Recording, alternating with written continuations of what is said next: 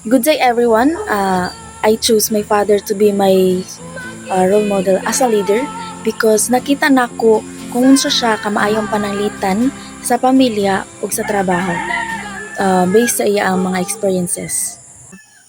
Unsaon nimo pagpakita sa kaisog sa mga panahong daghan kag problema o kalisdanan sa kinabuhi?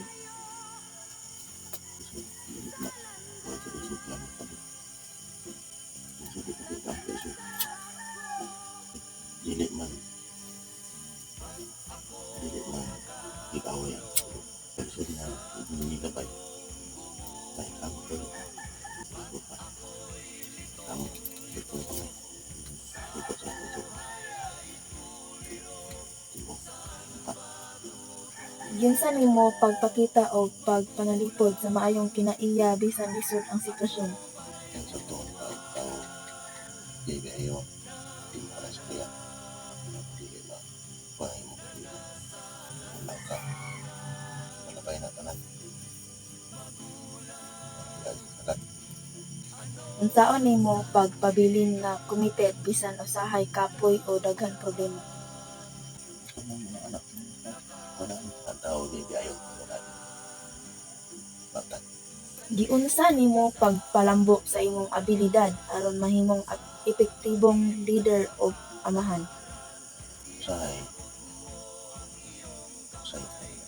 hindi ka na kung sa pagkuha disiplina pagkuha kang wala may tapos sa pagkuha wala na sa kamo ngayon sama ito ang dama sa mga tantos malayo ka sa kanila Unsaon nimo pagpakig istorya sa uban aron masabtan kanila og magkasinabot mo? kung muna sa kinagawa o kanila status sa ilang kasan trabaho itong pag-abot tagaan tao nga rin ng preso sinutya tagaan tao nga rin ng preso batasan disiplina sa atin parehas ang sinutya hindi preso batasan kaya makalagin ka dito bisan ko preso sinutya hindi ko naman makasapang pinaiyang batasan Reflection about sa mga answers based sa iya mga experiences first courage, he saying wala siya nagpakita sa iyang kaisog but he used to kuan maning kamot para sa kalisod.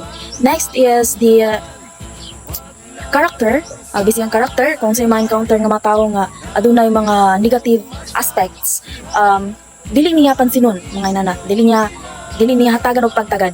And next is commitment and the competence. So, based yung mga commitment and competence, iyang gibuhat ang tanan to prove nga aduna siya mahatag gagiya sa iyang pamilya. And committed siya sa iyang ginabuhat, committed siya nga adunay maabot ang iyang mga anak. And lastly, the communication. So, bisaya nag-abroad siya. So dagan siya na-encounter ng mga languages nga dili same sa ato but ang iyang gibuhat is he used to nga mailhan ang usa ka tawo i-deserve siya maki-communicate. So mao na ang iyang kuan, ang batasan o ang kinaiya wala kuno communication if wala nimo lang tawa iyang batasan o iyang kinaiya. So that's all. Magulang, di ba gabay kayo?